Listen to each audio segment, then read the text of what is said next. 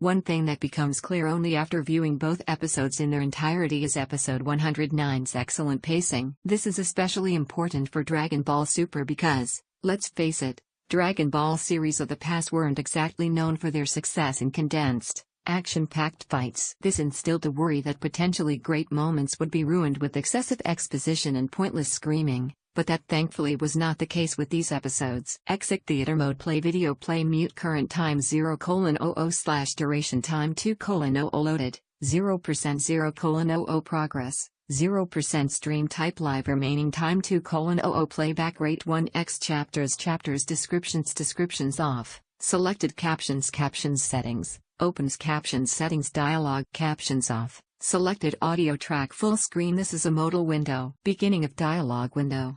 Escape will cancel and close the window. Text color white black red green blue yellow magenta cyan transparency opaque semi-transparent background color black white red green blue yellow magenta cyan transparency opaque semi-transparent transparent window color black white red green blue yellow magenta cyan transparency transparent semi-transparent opaque font size 50% 75% 100% 125% 150% 175% 200% 300% 400% text edge style none raised suppressed uniform drop shadow font family proportional sans serif monospace sans serif proportional serif monospace serif casual script small caps reset restore all settings to the default values done close modal dialogue end of dialogue window. Goku and Bulma's best impressions of Dragon Ball Z quotes. Nick 2017 Share 2:00 Episode 109 is all about building momentum for Episode 110's excellent payoff, and it did so with almost no issues. The opening moments with Ribrianne in Episode 109 did dwindle a touch longer than was necessary, but that was ultimately swept aside as the rest of the episode was spent almost exclusively with Goku and Jiren. What's more,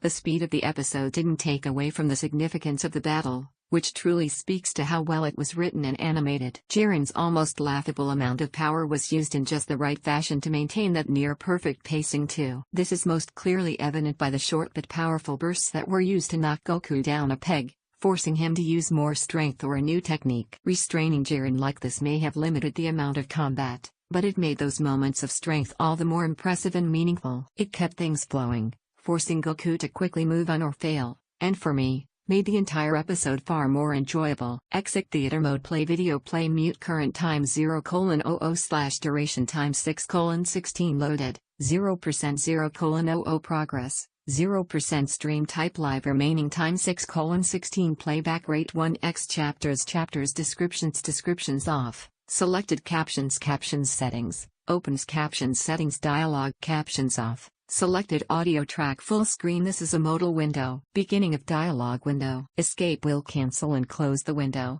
Text color white black red green blue yellow magenta cyan transparency opaque semi-transparent background color black white red green blue yellow magenta cyan transparency opaque semi-transparent transparent window color black white red green blue yellow magenta cyan transparency transparent semi-transparent opaque font size 50% 75% 100% 125% 150% 175% 200% 300% 400% text edge style none raised suppressed uniform drop shadow font family proportional sans serif monospace sans serif proportional serif monospace serif casual script small caps reset restore all settings to the default values done close modal dialogue end of dialogue window. The 13 best fight scenes in Dragon Ball's Share 6:16 Super hasn't seen much better combat than the likes of episodes 109 and 110. The animation was stellar, the movements great, and the bursts of power felt intense and impactful.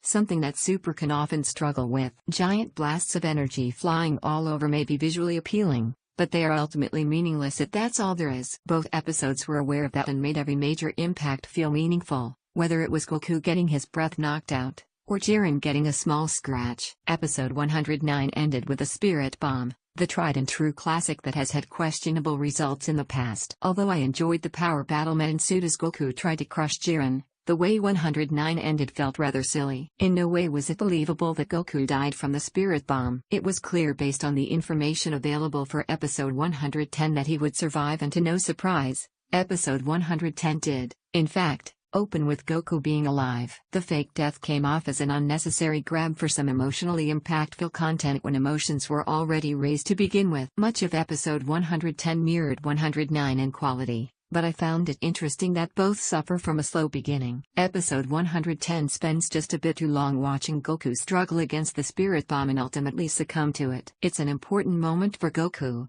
I understand that, but several minutes were already spent in the previous episode, so another 5 minutes or so being used felt like too much. The Spirit Bomb scene and Goku's death and subsequent reappearance do have some redeeming qualities, though. It was visually striking. The Spirit Bomb collapsed on itself like the black hole and sucked Goku in, erasing him for a short time. The lack of sound as the camera cut to various fighters, including Gohan, added even greater impact to the moment. Scenes of confusion and determination from the other fighters soon followed, but it was Beerus who brought it all together for me. The quick cuts that showed off his rage, his shaky voice, and his screams for Goku to return. This moment made one thing abundantly clear: after dozens of episodes, Beerus finally sees Goku as a friend. Ultra Instinct.